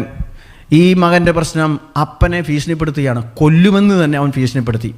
അവൻ കുറച്ച് മദ്യപിക്കും, ഡ്രഗ് എടുക്കും, എത്രയൊക്കെ കാരണന്മാർ പറഞ്ഞിട്ടും ഇവൻ കേൾക്കുന്നില്ല. ഇവൻ അപ്പനെ കൊല്ലണം, അതാണ് ഇവൻ്റെ ഉള്ളിലിരിക്കുന്നത്. അപ്പോൾ ഈ അമ്മയോടാകട്ടെ ഇവനൊരു പ്രശ്നവുമില്ല. അപ്പം ഇങ്ങനെയുള്ളൊരു വലിയൊരു പ്രശ്നത്തിൽ ഇവനെ പല ഉപദേശത്തിനും കൊണ്ടുപോയി, കൗൺസിലിങ്ങിന് കൊണ്ടുപോയി. ചില ഉപദേശങ്ങളൊക്കെ കൊടുത്തു വിടും. പിന്നെ നമുക്കറിയാലോ കൗൺസിലേഴ്സിൻ്റെ പ്രത്യേകത, നിങ്ങളൊരു പ്രശ്നമായിട്ട് അവരുടെ അടുത്ത് ചെല്ലുക, അവരൊരു കാര്യം ആദ്യം തന്നെ തീരുമാനിക്കും, ഈ പ്രശ്നം പെട്ടെന്ന് തീരരുത്. പെട്ടെന്ന് തീർന്നാൽ അവരുടെ ജോലി തീരും, പൈസയും തീരും. അതുകൊണ്ട് കൗൺസിലേഴ്സ് എന്ത് പ്രശ്നത്തിൽ ചെന്നാലും അവർ പല ഗഡുക്കളായിട്ടാണ് ഈ പ്രശ്നം പരിഹരിക്കാൻ ശ്രമിക്കുകയുള്ളൂ. പരിഹരിച്ചാൽ അവർ പറയും, ഇനിയും ഇടയ്ക്കിടയ്ക്ക് വരണം, ഇടയ്ക്കിടയ്ക്ക് കൺസൾട്ട് ചെയ്യണം, നിങ്ങൾ ഞങ്ങൾ ഷെയർ ചെയ്യണം. പ്രിയപ്പെട്ടവരെ, വെറുതെ ഒരു ഷെയറിംഗ് കൊണ്ട് തീരുന്ന പ്രശ്നമല്ല നമ്മുടേത്. നമുക്ക് യേശു ക്രിസ്തുവിൻ്റെ ഇടപെടൽ ആവശ്യമാണ്. പ്രപഞ്ചം മുഴുവൻ നിറഞ്ഞു നിൽക്കുന്ന ആദിയും അന്തവുമായ, ആൽഫയും ഒമേഗയുമായ, അനാദി മുതൽ അനന്തത വരെ സകലതും കണ്ടുകൊണ്ടിരിക്കുന്ന യേശു ക്രിസ്തുവിന് മാത്രമേ നമുക്ക് ആത്യന്തികമായ സൗഖ്യം തരാൻ സാധിക്കുകയുള്ളൂ. ഇവർക്ക് വേണ്ടി പ്രാർത്ഥിക്കാൻ വന്നപ്പോൾ സംഭവിച്ചൊരു കാര്യമാണ്, ഈ അപ്പനും അമ്മയും മകൻ വന്നില്ല, അവർക്ക് വളരെ ദുഃഖമാണ്. എന്താണ് സംഭവിച്ചതെന്നറിയില്ല. എങ്ങനെയെങ്കിലും മകന് ഡെലിവറൻസ് കിട്ടണം. നമുക്കറിയാം, നമ്മൾ വചനത്തിൽ വായിച്ചു, ഇത് യെശയ്യാ 49:24-25 വാക്യമാണ്, ദൈവവചനമാണ്. ശക്തനിൽ നിന്ന് ഇരയെയോ സ്വേച്ഛാധിപതിയിൽ നിന്ന് അടിമകളെയോ വിടുവിക്കാൻ കഴിയുമോ? ഇന്ന് നിങ്ങൾ ഈ വചനം കേട്ടുകൊണ്ടിരിക്കുമ്പോൾ ഓർക്കുക, എത്ര ആഴമായ മുറിവായിക്കൊള്ളട്ടെ, 1947 സംഭവിച്ച മുറിവുമായിക്കൊള്ളട്ടെ, യേശു ക്രിസ്തുവിന് അത് ഇന്നലെ സംഭവിച്ച മുറിവാണ്. അവിടത്തേക്ക് സുഖപ്പെടുത്താൻ സാധിക്കും. ശക്തന് നിരയോ എത്രമാത്രം ആഴമായി മുറിവേറ്റ വ്യക്തിയായിക്കൊള്ളട്ടെ, നിങ്ങളുടെ മാതാപിതാക്കളിൽ നിന്ന് പൂർവികരിൽ നിങ്ങളിലേക്ക് കടന്നു വന്ന മുറിവായിക്കൊള്ളട്ടെ, കർത്താവ് അരുളി ചെയ്യുന്നു, ശക്തനിൽ നിന്ന് അടിമകളെ വിടുവിക്കുകയും സ്വേച്ഛാധിപതി എന്ന് ഇരയെ രക്ഷിക്കുകയും ചെയ്യും. എന്തെന്നാൽ നിന്നോട് പോരാടുന്നവരോട് ഞാൻ പോരാടും. എന്താണ് ഈ വചനത്തിൻ്റെ അർത്ഥം? നിന്നോട് പോരാടുന്ന ആന്തരിക മുറിവുകളോട്, നിന്നോട് പോരാടുന്ന പൈശാചിക ശക്തികളോട് ഞാൻ പോരാടും. ദൈവം പറയുകയാണ്, ദൈവവചനം പറയുകയാണ്, നീയല്ല പോരാടുന്നത്, ഞാനാണ്, നിന്റെ ദൈവമായ ഞാനാണ് പോരാടുന്നത്. അങ്ങനെ ഞാൻ നിന്റെ മക്കളെ രക്ഷിക്കും. പ്രിയപ്പെട്ടവർ, ഈ മാതാപിതാക്കളോട് സംസാരിച്ചു. ഇവരോട് ചോദിച്ചു, എന്താണ് ഈ കുഞ്ഞ് ഉദരത്തിലായിരുന്നപ്പോൾ സംഭവിച്ചത്? എങ്ങനെയാണ് ഈ കുഞ്ഞിങ്ങനെ ദേഷ്യപ്രകൃതിക്കാരനായി മാറി? ചെറിയ കാര്യത്തിലെല്ലാം പൊട്ടിത്തെറിക്കും, ദേഷ്യപ്പെടും. അപ്പൻ എന്ത് പറഞ്ഞാലും അവന് ഇഷ്ടമില്ല, ദേഷ്യപ്പെടും, കൊല്ലുമെന്നാണ് അവൻ എടുത്ത വഴിക്ക് പറയുന്നത്. പ്രിയപ്പെട്ടവരെ, സംസാരിച്ചു കഴിഞ്ഞപ്പോഴാണ് മനസ്സിലായത്, ഈ ഭാര്യ പറഞ്ഞു, യൂണിവേഴ്സിറ്റിയിലായിരിക്കുമ്പോഴാണ് അത്രേ ഇവർ കല്യാണം കഴിക്കാൻ തീരുമാനിക്കുന്നത്. പക്ഷെ അൺഫോർച്ചുനേറ്റ്ലി അവർ ഒരുമിച്ച് താമസിച്ചു. മാതാപിതാക്കളൊന്നും അറിയാതെയാണ്. മാതാപിതാക്കൾക്ക് അറിയാമായിരുന്നു ഇവർ തമ്മിൽ ബന്ധമുണ്ടെന്ന്. പക്ഷേ ഈ സഹോദരി യൂണിവേഴ്സിറ്റിയിലായിരിക്കുമ്പോൾ കല്യാണത്തിന് തൊട്ട് മുമ്പ് തന്നെ ഗർഭിണിയായി. അപ്പോൾ ഈ സഹോദരൻ പറഞ്ഞു, എനിക്ക് നിന്നെ അക്സെപ്റ്റ് ചെയ്യാൻ പറ്റില്ല, കുഞ്ഞിനെ അക്സെപ്റ്റ് ചെയ്യാൻ പറ്റില്ല, ഇതെൻ്റെ കുഞ്ഞാണെന്നൊരു തെളിവില്ല. അങ്ങനെ വളരെ മുറിവേൽപ്പിക്കുന്ന രീതിയിൽ സംസാരിക്കുകയും ഞാൻ നിന്നെ കല്യാണം കഴിക്കില്ല എന്ന് പറഞ്ഞ് ഭീഷണിപ്പെടുത്തുകയും ചെയ്യൂ. ഇനി ഞാനാണ് നിൻ്റെ ഈ കുഞ്ഞിൻ്റെ എങ്ങനെ അപ്പനെന്ന് പറഞ്ഞാൽ ഞാൻ നിന്നെ കൊന്നുകളയും എന്ന് പറയാൻ ഭീഷണിപ്പെടുത്തി. ഈ സഹോദരിക്ക് വളരെ വലിയ ദുഃഖമായി. വയറ്റിലൊരു കുഞ്ഞ്, പഠനത്തിൻ്റെ ഇത്, മാതാപിതാക്കൾ അറിഞ്ഞാലുള്ള ബുദ്ധിമുട്ട്, ഇനി കല്യാണം നടക്കുമോ എന്നുള്ള ഭയം, ഇതിനെത്ര ചിന്തിച്ചിട്ട് ഉറങ്ങാൻ പറ്റുന്നില്ല. അതേസമയം വലിയ പ്രാർത്ഥനയും പരിത്യാഗമുള്ള സ്ത്രീ, ദൈവഭയമുണ്ട്, നല്ല കത്തോലിക്ക കുടുംബത്തിലാണ് ജനിച്ചു വളർന്നത്. എന്നിട്ട് ഈ സഹോദരി പറയുകയാണ്, ഒത്തിരി പ്രാർത്ഥിച്ചു, അവസാനം എനിക്ക് മനസ്സിലായി ഏതായാലും ഞാനൊരു തെറ്റിൽപ്പെട്ടു, ഇതിലും വലിയൊരു തെറ്റാണ് ഞാൻ ഇനി അബോർഷൻ ചെയ്തു കഴിഞ്ഞാൽ. ഈ സഹോദരി മനസ്തപിച്ച് പ്രാർത്ഥിച്ച് മാതാപിതാക്കളുടെ അടുത്ത് നിന്നിട്ട് പറഞ്ഞു, എനിക്ക് ഒരു കുഞ്ഞുണ്ട്, ഇത് ഞാൻ നേരത്തെ തന്നെ പറഞ്ഞിരുന്ന ആ സഹോദരിയിൽ നിന്നാണ്, ഇനി എന്താണ് ഞാൻ ചെയ്യേണ്ടത്? മാതാപിതാക്കൾക്ക് വലിയ ദുഃഖമായി ഇങ്ങനെ സംഭവിച്ചതിൽ. പക്ഷേ അവർക്ക് ഈ മകൻ്റെ, ഈ സഹോദരൻ്റെ, ഈ ചെറുപ്പക്കാരൻ്റെ മാതാപിതാക്കളെ അറിയാമായിരുന്നു. അവർ ഉടനെ വിളിച്ച് ആ ചെറുപ്പക്കാരനോട് പറഞ്ഞു, നീ ഈ സഹോദരിയെ തള്ളിക്കളയരുത്. ആ മാതാപിതാക്കളും ദൈവഭയമുള്ളവരായിരുന്നു. അവർ നിർബന്ധിച്ച് ഇവനെ കൊണ്ട് ഈ സഹോദരിയെ കല്യാണം കഴിപ്പിച്ചു. പ്രിയപ്പെട്ടവരെ, അപ്പം തന്നെ ഇവന് ഭീഷണിപ്പെടുത്താൻ തുടങ്ങി. നീ എൻ്റെ ജീവിതം നശിപ്പിച്ചു, നീ എൻ്റെ പേര് നശിപ്പിച്ചു, നീ എന്നെ സമൂഹത്തിൽ വിലയില്ലാത്തവനാക്കി. പ്രിയപ്പെട്ടവരെ, ഈ സഹോദരി പറഞ്ഞു, ഇത് നിൻ്റെ മകനാണ്, അപ്പോൾ എൻ്റെ പേരിനും എൻ്റെ നന്മയ്ക്കും ഒന്നും ഒരു വിലയില്ലേ. പ്രിയപ്പെട്ടവരെ, തർക്കിച്ചു. എന്നിട്ട് ഈ സഹോദരൻ പറഞ്ഞു, നിൻ്റെ കുഞ്ഞിനെ ഞാൻ വെച്ചേക്കില്ല. പ്രിയപ്പെട്ടവരെ, ഈ കുഞ്ഞ് ഉദരത്തിലായിരുന്നപ്പോൾ ഈ അപ്പൻ പറഞ്ഞ അതേ വാക്കുകളാണ് ഇന്ന് 19 വയസ്സുള്ള ഈ ചെറുപ്പക്കാരനെ അപ്പനോട് പറയുന്നത്. ഇവരൊരിക്കലും ഇത് അനുഭവിച്ചിട്ടില്ല. പണ്ട് എങ്ങോന്ന് സംഭവിച്ചൊരു കാര്യം, ഉദരത്തിലായിരുന്നപ്പോൾ സംഭവിച്ചൊരു കാര്യം എന്നതിൻ്റെ അപ്പുറത്തേക്ക് ഇവരൊരിക്കലും ചിന്തിച്ചിരുന്നില്ല. പ്രിയപ്പെട്ട ദൈവജനമേ, ഓർക്കുക, ഈ ദൈവത്തിൻ്റേതാണ് മക്കളെങ്കിൽ മക്കൾക്കെതിരെ നാം എന്തെങ്കിലും ചിന്തിച്ചാൽ, പല മാതാപിതാക്കളുണ്ട് മക്കളെക്കുറിച്ച് വലിയ ദേഷ്യമാണ്. നാം വചനത്തിൽ വായിക്കും, നമുക്കിത് വായിക്കാം. ഇത് വിജ്ഞാനത്തിൻ്റെ പുസ്തകം 3-ാം അധ്യായം 16 മുതലുള്ള വാക്യങ്ങളാണ്. ജ്ഞാനം 3:16. മക്കളെക്കുറിച്ച് വലിയ ദേഷ്യമുള്ള മാതാപിതാക്കളുണ്ട്. ഉത്തരം കിട്ടാത്ത ചോദ്യങ്ങളാണ് മക്കളെക്കുറിച്ച്. വചനം പറയുകയാണ്, വ്യഭിചാരികളുടെ സന്തതി പക്വത പ്രാപിക്കുകയില്ല, നിയമവിരുദ്ധമായ വീഴ്ചയുടെ ഫലം നശിക്കും. വീണ്ടും 17, നമുക്ക് ഈ വചനങ്ങൾ വായിക്കാം.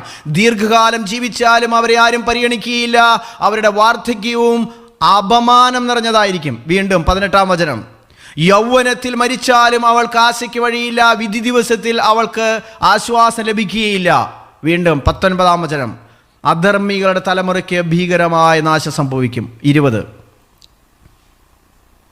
പ്രിയപ്പെട്ടവരെ, ദൈവവചനത്തിലൂടെ അവിടെ നമ്മെ പഠിപ്പിക്കുകയാണ്, നമ്മുടെ മക്കളിലൂടെ മക്കൾക്ക് സംഭവിക്കുന്ന കാര്യങ്ങൾ. വീണ്ടും 4-ാമത്തെ അധ്യായം 3-ാം വാക്യം നമുക്ക് വായിക്കാം. ജ്ഞാനത്തിൻ്റെ പുസ്തകം 4-ാം അധ്യായം 3-ാം വാക്യം. മക്കളെക്കുറിച്ച് തന്നെയാണ്. കർത്താവ്, അധർമ്മികളുടെ സന്താന പെരുപ്പം നിഷ്ഫലമാണ്. അവരുടെ ജാരസന്തതികൾ ആഴത്തിൽ വേരൂന്നുകയോ ഉറച്ചു നിൽക്കുകയില്ല. പലപ്പോഴും പറയുന്നൊരു കാര്യമാണ്, എൻ്റെ മക്കൾക്ക് ഒരു തീരുമാനം എടുക്കാൻ പറ്റുന്നില്ല, ഒരു കാര്യത്തിൽ ഉറച്ചു നിൽക്കാൻ പറ്റുന്നില്ല. ഏത് യൂണിവേഴ്സിറ്റിയിൽ പോകണം, ഏത് കോഴ്സ് എടുക്കണം, ഏത് കാര്യങ്ങൾ ചെയ്യണം, എന്ത് കരിയർ എടുക്കണം, എപ്പോഴും അവനൊരു ആകുലതയാണ്, ഒരു അസ്വസ്ഥതയാണ്.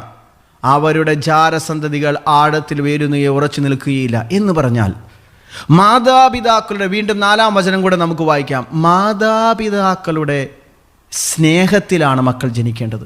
മക്കളെക്കുറിച്ച് പറയുകയാണ്, അല്പകാലം ശാഖകൾ പൊടിച്ചാലും വേരുറക്കിയാകിയാൽ അവർ കാറ്റിൽ ഉലയും, കൊടുങ്കാറ്റിൽ കടപുഴകി വീഴും. ഒരു ചെറിയൊരു പ്രതിസന്ധി വരുമ്പോൾ ആത്മഹത്യ ചെയ്യുന്നവരുണ്ട്. ചെറിയൊരു പ്രതിസന്ധി വരുമ്പോഴത്തേക്ക് ഇനി ഞാൻ ജീവിച്ചിരുന്നിട്ട് കാര്യമില്ല എന്ന് പറയുന്നവരുണ്ട്. അതേപോലെ 5-ാം വാക്യം, ഇതെന്താണ് ഇതിൻ്റെ എല്ലാം കാരണം? 4-5, വളർച്ചയെത്തും മുമ്പേ ശാഖകൾ ഒടിഞ്ഞു പോകും, കനികൾ പാകമെത്താത്തതിനാൽ ഭക്ഷണയോഗ്യമല്ല, ഒന്നിനും ഉപയുക്തവുമല്ല. 6-ാമത്തെ വാക്യം, ദൈവം വിചാരണ നടത്തുമ്പോൾ, ഇതാണ് ശ്രദ്ധിക്കേണ്ടത്, ദൈവം വിചാരണ നടത്തുമ്പോൾ അവിഹിതമായ വേഴ്ചയിലുള്ള സന്താനങ്ങൾ മാതാപിതാക്കൾക്കെതിരെ തിന്മയുടെ സാക്ഷികളാകും. എന്താണ് ഇതിൻ്റെ അർത്ഥം? അവിഹിതമായ വീഴ്ച എന്ന് പറയുമ്പോൾ പെട്ടെന്ന് നിങ്ങൾ ചിന്തിച്ചേക്കാം, ഞങ്ങൾ കല്യാണം കഴിച്ചതാണല്ലോ, പള്ളി കല്യാണം കഴിച്ചതാണല്ലോ. പ്രിയപ്പെട്ടവരെ, നിങ്ങൾ മക്കൾക്ക് ജന്മം കൊടുക്കുന്നത് വെറുപ്പിലോ വിദ്വേഷത്തിലോ വൈരാഗ്യത്തിലോ സ്നേഹരാഹിത്യത്തിലോ ആണെങ്കിൽ, ഇതാ ഈ കുഞ്ഞിലേക്ക് കടന്നു ചെല്ലുന്നത് സ്നേഹമല്ല, വെറുപ്പാണ്, വിദ്വേഷമാണ്, വൈരാഗ്യമാണ്, അവഗണനയാണ്. പരസ്പരം സ്നേഹമില്ലാതെ നിങ്ങൾ ബന്ധത്തിലേർപ്പെടുമ്പോൾ പ്രിയപ്പെട്ടവരെ, മക്കളിലേക്ക് കടന്നു വരുന്നത് അവഗണനയാണ്. ഇതേ വികാരങ്ങൾ തന്നെയാണ് അവരിലേക്ക്. അതുകൊണ്ടാണ് എത്രയോ പ്രധാനപ്പെട്ട ഒരു ശ്രേഷ്ഠമായ പ്രാർത്ഥനയാണ് തോബിയാസും സാറായും അവരുടെ വിവാഹ ബന്ധത്തിന് ശേഷം ചെയ്യുന്നത്. ദൈവമേ, നിന്റെ മക്കൾ ഞങ്ങളിലൂടെ ജനിക്കുമെന്ന് ഞങ്ങൾ വിശ്വസിക്കുന്നു. അവർ പ്രാർത്ഥിക്കുകയാണ്. തോബിത്തിൻ്റെ പുസ്തകം 6-ാം അധ്യായം 18 മുതലുള്ള വാക്യങ്ങളിൽ, വീണ്ടും 8-ാം അധ്യായം 6-ാം വാക്യം നമുക്ക് വായിക്കാം. തോബിത്ത് 8:6, തോബിത്ത് 8:6 ഇവരുടെ പ്രാർത്ഥനയാണ്. ഇവരെങ്ങനെയാണ് പ്രാർത്ഥിക്കുന്നത്? അനന്തരം അവിടുന്ന് ആദത്തെ സൃഷ്ടിച്ചു, അവന് തുണയും താങ്ങുമായി ഹവ്വായെ ഭാര്യയായി നൽകി, അവരിൽ നിന്ന് മാനവവംശം ഉത്ഭവിച്ചു. അവിടുന്ന് പറഞ്ഞു, മനുഷ്യൻ ഏകനായിരിക്കുന്നല്ല, അവന് വേണ്ടി അവനെ പോലുള്ള ഒരു തുണയെ നമുക്ക് സൃഷ്ടിക്കാം. ഇനി നമുക്ക് 16-ാം വാക്യം വായിക്കാം. ഇത് ഇവരുടെ പ്രാർത്ഥന പഠിപ്പിക്കുകയാണ്, ഇവർക്ക് വേണ്ടിയുള്ളൊരു പ്രാർത്ഥന. അവിടുന്ന് വാഴ്ത്തപ്പെട്ടവൻ, എന്തെന്നാൽ അവിടുന്ന് എനിക്ക് സന്തോഷമേകി, ഞാൻ ശങ്കിച്ചതുപോലെ എനിക്ക് സംഭവിച്ചില്ല. അവിടുത്തെ അനന്ത കാരുണ്യത്തിനനുസൃതമായി അവിടുന്ന് ഞങ്ങളോട് വർത്തിച്ചു. 17-ാം വാക്യം, അവിടുന്ന് വാഴ്ത്തപ്പെട്ടവൻ, ഏകസന്താനങ്ങളായ 2 പേരിലും അവിടുന്ന് കരുണ വർഷിച്ചിരിക്കുന്നു. കർത്താവേ, അവരിൽ കനിയണമേ, ആരോഗ്യവും സന്തോഷവും കൃപയും നൽകി അവരുടെ ജീവിതത്തെ ധന്യമാക്കണമേ. പ്രിയപ്പെട്ടവർ, എന്താണ് ഈ ആന്തരിക സൗഖ്യം? ഒരു അപ്പനും അമ്മയും മുറിവേറ്റവരാണെങ്കിൽ അവർ പ്രാർത്ഥിക്കണം, കർത്താവേ, ഞങ്ങളിൽ കനിയണം, ഞങ്ങൾക്ക് ആരോഗ്യവും സന്തോഷവും കൃപയും നൽകണം, ഞങ്ങളുടെ ജീവിതത്തെ ധന്യമാക്കണം. അങ്ങനെ സ്നേഹമുള്ള, കൃപ നിറഞ്ഞ, സന്തോഷമുള്ള, ആരോഗ്യമുള്ള ഒരു മാതാപിതാ ബന്ധത്തിൽ നിന്നാണ് മക്കൾ രൂപം കൊള്ളേണ്ടത്. ആ മക്കളാണ് പ്രിയപ്പെട്ടവരെ തീരുമാനമെടുക്കാൻ പറ്റുന്നവരായി മാറുന്നത്. എപ്പോഴും അവർ ആത്മഹത്യയെക്കുറിച്ച് പറയുകയോ ഭീഷണിപ്പെടുത്തുകയോ നിങ്ങളെ കളിയാക്കുകയോ പുച്ഛിക്കുകയില്ല. കാരണം അവർ സ്നേഹത്തിൻ്റെ സന്തതികളാണ്, സ്നേഹത്തിൻ്റെ സന്തതികളാണ്. പ്രിയപ്പെട്ടവരെ, ആന്തരിക മുറിവുകൾ ഈ മാതാപിതാക്കളോട് ഞങ്ങൾ പറഞ്ഞത് ഇത് തന്നെയാണ്. ഈ മകനോട് പറഞ്ഞു അനുദപിക്കുക. എന്നിട്ട് മകനെ വിളിക്കാൻ പറഞ്ഞു. ഞങ്ങൾ പറഞ്ഞു, ആദ്യം തന്നെ ഞങ്ങൾ പറഞ്ഞു, ഇത് 1 പത്രോസ് 18, 19 അതിൻ്റെ കൂടെ എത്രയും തേളം മാതാവെ ചേർത്ത് 9 പ്രാവശ്യം വെച്ച് ഒരു ദിവസം 1 മാസത്തേക്ക് പ്രാർത്ഥിക്കുക. എന്നിട്ട് നിൻ്റെ മക്കളെയും കൂട്ടി വരിക. 1 പത്രോസ് 1, 18, 19 ഇങ്ങനെയാണ്, നിങ്ങളുടെ മാതാപിതാക്കളിൽ നിന്ന്, പൂർവ്വപിതാക്കന്മാരിൽ നിന്ന് നിങ്ങൾക്ക് ലഭിച്ച വ്യർത്ഥമായ ജീവിത രീതിയിൽ നിന്ന് നിങ്ങൾ വീണ്ടെടുക്കപ്പെട്ടത് നശ്വരമായി വെള്ളിയോ സ്വർണമോ കൊണ്ടല്ല എന്ന് നിങ്ങൾ അറിയുന്നുവല്ലോ. പിന്നെയോ കറയോ കളങ്കമോ ഇല്ലാത്ത കുഞ്ഞാടിൻ്റേതുപോലുള്ള ക്രിസ്തുവിൻ്റെ അമൂല്യ രക്തം കൊണ്ടത്രേ. പ്രിയപ്പെട്ടവർ, ഞങ്ങൾ ഈ മാതാപിതാക്കളോട് പറഞ്ഞു, നിങ്ങൾക്ക് അന്ന് അങ്ങനെ സംഭവിച്ചു, ഇന്ന് നിങ്ങൾക്ക് ദുഃഖമുണ്ട്. പക്ഷെ നിങ്ങൾ അറിയണം, നിങ്ങൾ ഭയപ്പെടേണ്ടതില്ല. നിങ്ങളുടെ ഈ പാപവും ഈ ഭാരവും ഈ ദുഃഖവും ഈ അധർമ്മവും ഈശോ കുരിശിൽ ഏറ്റെടുത്തു. ഈശോ മരിച്ചു കഴിഞ്ഞു. നാം ജീവിക്കുന്നത് ഈശോ എഴുന്നള്ളി വരാത്ത, ഈശോ മരിച്ചുയർക്കാത്ത കാലഘട്ടത്തിലല്ല. ഈശോ നമുക്ക് വേണ്ടി വില കൊടുത്തു കഴിഞ്ഞു. നാം ചെയ്യേണ്ടത് ഈ വചനം നാം ഏറ്റുപറയുകയും നാം ഉറക്കെ പ്രഖ്യാപിക്കുക. അതിൻ്റെ കൂടെ എത്രയും നമ്മളെ മാതാവ്. എന്താണ് ഇതിൻ്റെ അർത്ഥം? പ്രിയപ്പെട്ടവരെ, മാതാവിൻ്റെ ഉദരത്തിലാണ് വചനം മാംസമായി വന്നത്. നാം മാതാവിനോട് പറയുകയാണ്, മാതാവേ, നിന്റെ പുത്രൻ പറഞ്ഞിരിക്കുന്ന, നിന്റെ പുത്രൻ ചെയ്തിരിക്കുന്ന ഈ കാര്യം എന്നിൽ പൂർത്തിയാകാൻ, എൻ്റെ കുടുംബത്തിൽ പൂർത്തിയാകാൻ നീ പ്രാർത്ഥിക്കണം. അതുകൊണ്ടാണ് ജപമാല പ്രാർത്ഥനയ്ക്ക് ശേഷം നമ്മൾ മനോഹരമായി ഇങ്ങനെ പ്രാർത്ഥിക്കുന്നത്: ഈശോ മിശിഹായുടെ വാഗ്ദാനങ്ങൾക്ക് ഞങ്ങൾ യോഗ്യരാകുവാൻ പരിശുദ്ധ ദൈവമാതാവേ ഞങ്ങൾക്ക് വേണ്ടി പ്രാർത്ഥിക്കണമേ. ഒരു കുടുംബമായി എല്ലാ ദിവസവും 1 പത്രോസ് 1:18, 19 അതിൻ്റെ കൂടെ എത്രയും നീളം അതായത് 9 പ്രാവശ്യം വെച്ച് പ്രാർത്ഥിക്കുക. അങ്ങനെ പ്രാർത്ഥിച്ചിട്ട് കുഞ്ഞിനെയും കൂട്ടി വരിക. പ്രിയപ്പെട്ടവർ, 1 മാസം കഴിഞ്ഞപ്പോൾ ഈ 19 വയസ്സുകാരൻ മകനെയും കൊണ്ടുവന്നു. അവൻ ഡ്രഗ് അഡിക്റ്റ് ആയിരുന്നു, മദ്യപാനത്തിന് അടിമയായിരുന്നു. മാതാപിതാക്കൾ പറഞ്ഞു, നിന്റെ അവൻ മകൻ്റെ മുൻപിൽ മുട്ടുകുത്തി മാപ്പ് ചോദിക്കുക. അവർ ചോദിച്ചു, മകനോട് പറഞ്ഞു, നീ ചെയ്ത എല്ലാ കൊള്ളരുതായ്മയ്ക്കും, മാതാപിതാക്കളെ ഭീഷണിപ്പെടുത്തിയതിന്, അവരെ പേടിപ്പിച്ചതിന്, അവരെ ഭയപ്പെടുത്തിയതിന് നീ അവരോട് മാപ്പ് ചോദിക്കുക. ദൈവം ഏറ്റവും കൂടുതൽ ദൈവത്തെ വേദനിപ്പിക്കുന്ന ഒരു പാപമാണ് മാതാപിതാക്കളെ മുറിവേൽപ്പിക്കുക. ഈ മകൻ്റെ ഹൃദയം നുറുങ്ങി. പ്രിയപ്പെട്ടവരെ, കാരണം ഈ മാതാപിതാക്കൾ പ്രാർത്ഥിച്ചിട്ടാണ് വന്നത്. ഈ മകൻ മുട്ടുകുത്തി, മാതാപിതാക്കൾ അവന് വേണ്ടി പ്രാർത്ഥിച്ചു. അവർ പരസ്പരം കെട്ടിപ്പിടിച്ച് കരഞ്ഞു. ഈ 19 വയസ്സുകാരൻ എന്നേക്കുമായി മാതാപിതാക്കളെ ഭീഷണിപ്പെടുത്തുന്നതിൽ നിന്ന്, തെറ്റായ ബന്ധത്തിൽ നിന്ന്, മദ്യപാനത്തിൽ നിന്ന്, മയക്കുമരുന്നിവൻ രക്ഷപ്പെട്ടു. എന്താണ്? ഇവൻ ആന്തരിക സൗഖ്യം നേടി. എങ്ങനെ? മാതാപിതാക്കളുടെ പ്രാർത്ഥനയിലൂടെ. നമ്മളറിയണം, യേശു ക്രിസ്തുവിനെ സുഖപ്പെടുത്താൻ പറ്റാത്ത ഒരു ആന്തരിക മുറിവുമില്ല. ഈശോ ചെയ്തത് നാം ക്ലെയിം ചെയ്യണം. ഈശോയെ, നീ എനിക്ക് വേണ്ടി ഇത് ചെയ്തിരിക്കുന്നു, നീ എനിക്ക് വേണ്ടി ഇത് പൂർത്തിയാക്കിയിരിക്കുന്നു, നീ എന്നെ വീണ്ടെടുത്തിരിക്കുന്നു, എൻ്റെ പഴയകാല ജീവിതവും എൻ്റെ നൊമ്പരവും വേദനയുമെല്ലാം നീ ഏറ്റെടുത്തു. സാവൂള്, പ്രിയപ്പെട്ടവരെ, സ്തെഫാനോസിനെ കല്ലെറിഞ്ഞു കൊല്ലാൻ കൂട്ടുനിന്നവനാണ്. അവൻ്റെ കാൽക്കലാണ് അത്രേ വസ്ത്രങ്ങൾ അവർ വെച്ച് അവനെ കൊല്ലെറിയാൻ പോയത്. പ്രിയപ്പെട്ടവരെ, ഈ സാവൂളിനെ ദൈവം മാനസാന്തരപ്പെടുത്തി. ഈ സാവൂളിനോട് ദൈവം ക്ഷമിച്ചു എന്ന് മാത്രമല്ല, പുതിയ ദൗത്യം നൽകി. ഇത് തന്നെയാണ് ബഹുമാനപ്പെട്ട പനക്കലച്ചനും ജോസഫച്ചനും റോബിനച്ചനും നമ്മുടെ അഭിമന്യ പിതാവ് എല്ലാവരും പറഞ്ഞുകൊണ്ടിരിക്കുന്നത്. ഇത് തന്നെയാണ്: നീ ഭയപ്പെടേണ്ടതില്ല, നിനക്ക് വേണ്ടി ദൈവം ഒരു പുതിയ കാര്യം ചെയ്ത് കഴിഞ്ഞിരിക്കുന്നു. നീ അതിനെ ക്ലെയിം ചെയ്യുക. പലർക്കുണ്ട് ഭയമാണ്. പലർക്കും എന്താണ് ഈ ഭയത്തിൻ്റെയും ആകുലതയുടെ ഒരു കാരണം? പ്രിയപ്പെട്ടവർ, നമ്മൾ ഭയപ്പെടാനുള്ളൊരു കാരണം ദൈവം എന്താണ് നമുക്ക് വേണ്ടി ചെയ്തത് എന്ന് നമ്മൾ അറിയുന്നില്ല. ഞാൻ ഓർക്കുന്ന ഒരു സഹോദരി, ഈ സഹോദരിയെക്കുറിച്ചുള്ളൊരു സാക്ഷി ഞാൻ കേട്ടതാണ്. ഈ സഹോദരി വലിയൊരു കോളേജ് നടത്തുന്നൊരു സഹോദരിയാണ്. ഒരു പാരലൽ കോളേജായിരുന്നു, പിന്നീട് അത് വലിയൊരു കോളേജായിട്ട് മാറി. പാരലൽ കോളേജ് എന്ന് പറഞ്ഞാൽ പരീക്ഷയ്ക്ക് തോറ്റുപോയ വ്യക്തികളെ പഠിപ്പിക്കുന്ന ഒരു കോളേജ്, വളരെ പ്രശസ്തമായൊരു കോളേജാണ്. പിന്നീട് അത് ഒരു റെഗുലർ കോളേജായി മാറി. എന്നാലും ഈ സഹോദരി പാരലൽ കോളേജ് നിർത്തിയില്ല, അത് ഇപ്പോഴും കണ്ടിന്യൂ ചെയ്യുകയാണ്. അപ്പോൾ ഈ സഹോദരിയുടെ സാക്ഷ്യമാണ് കേൾക്കേണ്ടത്. പരീക്ഷയ്ക്ക് എപ്പോഴും ജയിച്ചുകൊണ്ടിരുന്നൊരു വ്യക്തിയാണ്, ടോപ്പ് മാർക്ക്. പക്ഷേ 10ാം ക്ലാസ്സിൽ വന്നപ്പോൾ ഒരു 3 വിഷയത്തിൽ അങ്ങ് തോറ്റു. ചിന്തിക്കാൻ പറ്റിയില്ല. സ്കൂൾ മുഴുവൻ വലിയ പ്രതീക്ഷയോടെ ഇരുന്നൊരു വ്യക്തിയാണ് പരീക്ഷയ്ക്ക് തോക്കുന്നത്. സ്കൂളിൻ്റെ മുഴുവൻ അഭിമാനമാകുമെന്ന് പറഞ്ഞിരുന്ന വ്യക്തി 3 വിഷയത്തിന് തോറ്റു എന്ന് പറയുമ്പോൾ ഈ സഹോദരിക്ക് അത് ആഴമായൊരു മുറിവായിട്ട് മാറുകയാണ്. അപ്പോൾ ഇനി രക്ഷയില്ല, മുറി കയറി കഥകടച്ചിരിക്കുകയാണ്. ആത്മഹത്യ മാത്രമേ ഉള്ളൂ, ആരെയും ഫേസ് ചെയ്യാൻ പറ്റുന്നില്ല. അത്രമാത്രം ഒരു അപമാനം. ഞാൻ സ്കൂളിനും വീടിനും എല്ലാവർക്കും അഭിമാനമാകേണ്ട വ്യക്തി അപമാനമായി മാറി. എത്ര ചിന്തിച്ചിട്ടും ആർക്കൊരു ഉത്തരവും കിട്ടുന്നില്ല. പ്രിയപ്പെട്ടവരെ, ഈ സഹോദരി പറയുകയാണ്, പക്ഷെ ദൈവം എന്നെ കൈവിട്ടില്ല. എന്നോട് പണ്ട് എൻ്റെ ധ്യാനഗുരു ഒരു ധ്യാനത്തിൽ പറഞ്ഞതുപോലെ, ഞാൻ കണ്ണടച്ച് ബൈബിൾ എടുത്ത് ഞാൻ ഈശോയോട് ചോദിച്ചു, എന്നെ ഈ ലോകത്തിന് വേണ്ട, സ്കൂളിന് വേണ്ട, മാതാപിതാക്കൾക്ക് വേണ്ട, ആർക്കും വേണ്ട. കാരണം ഞാൻ തോറ്റു, ഞാൻ വിലയില്ലാത്തവനാണ്, ഞാൻ വിലയില്ലാത്തവളാണ്, ഞാൻ പരാജയപ്പെട്ടവളാണ്. നിനക്കെന്താണ് എന്നോട് പറയാനുള്ളത്? ഈ സഹോദരി പറയുകയാണ്, ഞാൻ കണ്ണടച്ച് ബൈബിൾ തുറന്ന് വചനമെടുത്തപ്പോൾ ഈശോനോട് പറഞ്ഞു, യോഹന്നാൻ 6:37 ഈശോ പറയുന്നതായി ഈ സഹോദരിക്ക് അനുഭവപ്പെടുകയാണ്. ഈശോ നേരിട്ട് അതരം തുറന്ന് അവളോട് പറയുകയാണ്, പിതാവ് എനിക്ക് നൽകുന്നവരെല്ലാം എൻ്റെ അടുത്ത് വരും, എൻ്റെ അടുക്കൽ വരുന്നവനെ ഞാൻ ഒരിക്കലും തള്ളിക്കളയുകയില്ല. പ്രിയപ്പെട്ടവരെ, ഈ വചനം ഈ സഹോദരിയുടെ ഹൃദയത്തിലേക്ക് ആഴമായി പതിഞ്ഞു.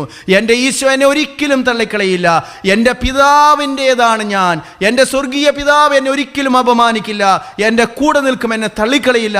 പെട്ടെന്ന് ഈ സഹോദരിയുടെ ഉള്ളിലേക്ക് വന്നു. തോറ്റ വ്യക്തികൾ ഏതൊക്കെയാണ്? തോറ്റ വ്യക്തികൾ ആരൊക്കെയാണ്?